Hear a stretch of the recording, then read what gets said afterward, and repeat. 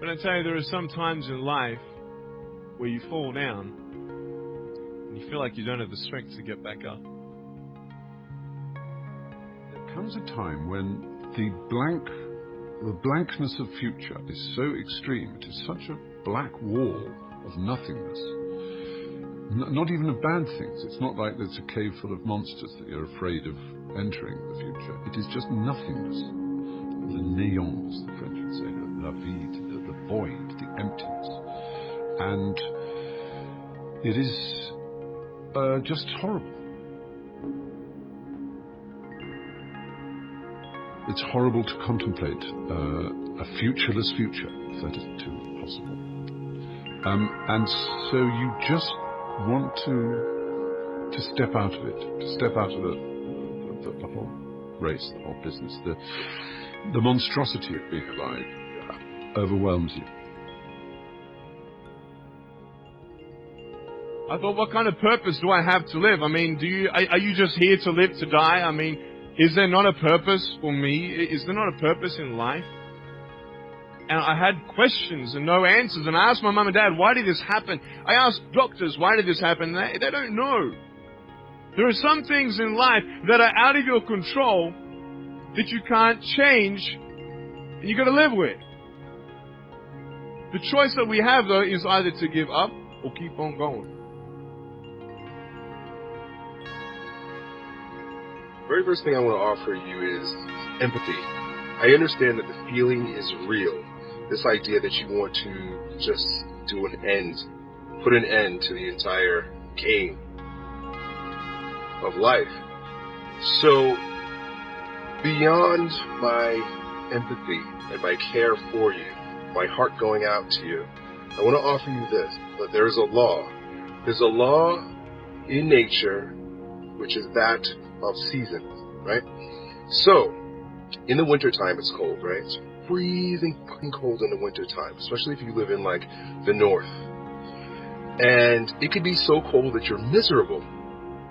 If a man was so cold and miserable that he decided that perhaps I should kill myself because this freezing cold misery is not worth living in, someone might offer him the idea that, or remind him of the law that, dude, this is like, you've got maybe another 6 weeks, you've got maybe another 8 weeks, and then spring's coming, man. It's just the way it is.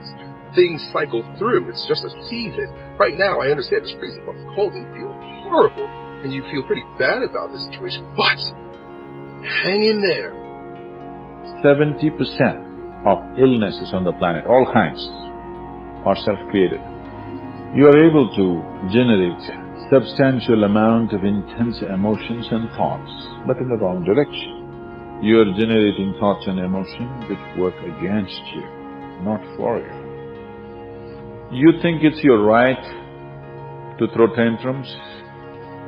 You think it's your right to get angry with people? You think it's your privilege to be depressed so that you'll get attention from somebody? You keep playing this. One day you will not be able to turn back. How did I get from depressed to who I am today? Because I tell you, I was depressed. When I was age 8, I used to concentrate on the things I didn't have. I wish I had arms and legs, and I wish I could do this, but what can I do? You see, I have a choice, and that's what I want to talk about today, choices.